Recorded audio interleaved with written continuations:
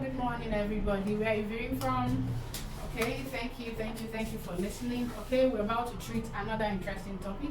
Okay, we just finished, we just dropped the other video, the menstrual, understanding the menstrual cycle naturally from home. So now we're about to treat the basic factors of sex selection. So now, from home, I know we are eager to understand the sex selection on our own. Okay, at this point there are several factors you can combine.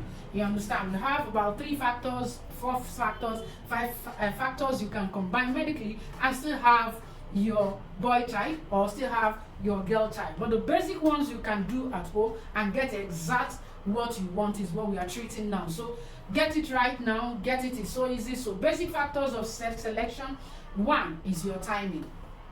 You have to understand your timing, you have to understand your cycle, you have to understand the time of that intercourse you're having with your husband, you have to understand the environmental factors, you have to understand the peak day of that same ovulation. One sex selection is the key thing you're interested in. So let's go.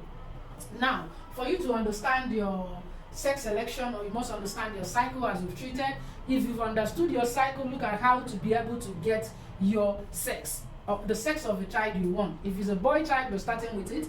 Look at what to do. Okay, you go ahead. For those who are in shorter cycle, you have to count the first day. If your menses, your cycle stops at when you see your menses on January 1st, and another one comes on the 25th. When another one comes on the 25th, already you know that as you've seen your first and it stopped on the 4th day or stopped on the 5th day, the next menses that drops, even if it dropped today and it dropped this night and you didn't see it again, it comes in the morning or come the next day in the evening, that very first day is dropped, is your first day, the first day you've seen your cycle. You shouldn't be erased because you did not continue seeing the menses, the flow. All right, so that day it dropped, you saw anything at all in your pants, is your first day of menses. Okay, so you count it. So assuming you saw your menses in January and it stopped on the 5th day, and the next menses begins on the 25th of that same January, because you're in short cycle. To be able to determine your boy type, how do we get it? Now, dividing 25 days, anything that has to do with ovulation is your cycle divided into 2.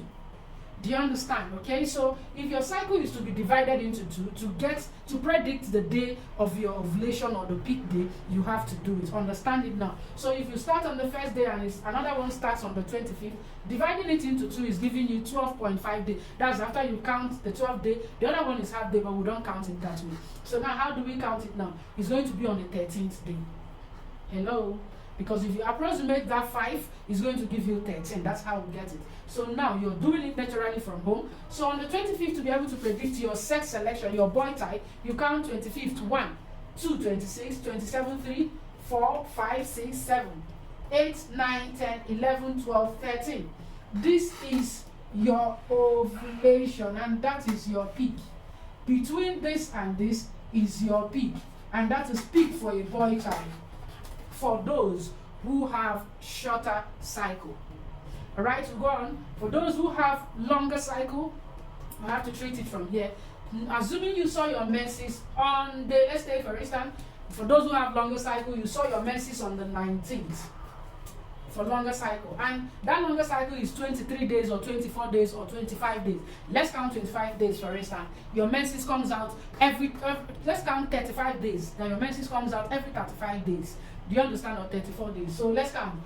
1, 2, 3, 4, 5, 6, 7, 8, 9, 10, 11, 12, 13, 14, 15, 16, 17, 18, 19, 20, 21, 22, 23, 24, 25, 26, 27, 28, 29, 30, 31, 32, 33, 34, and 35.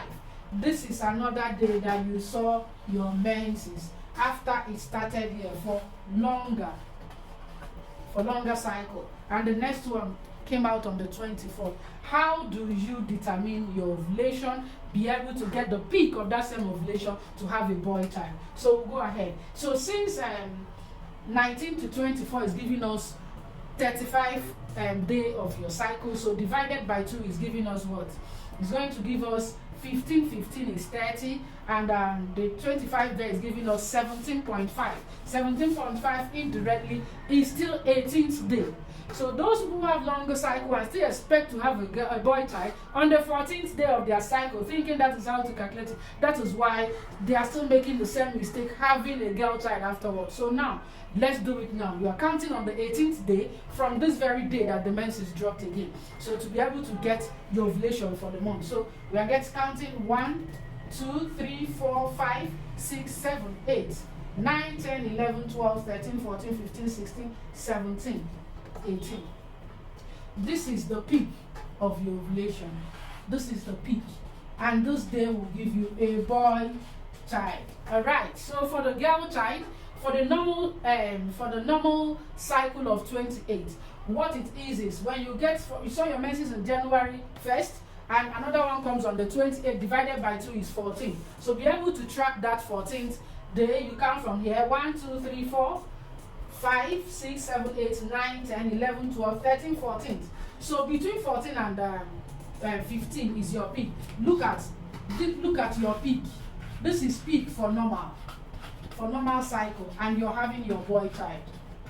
Alright, that is the day you have sex with your husband and still have that very boy child you are expecting.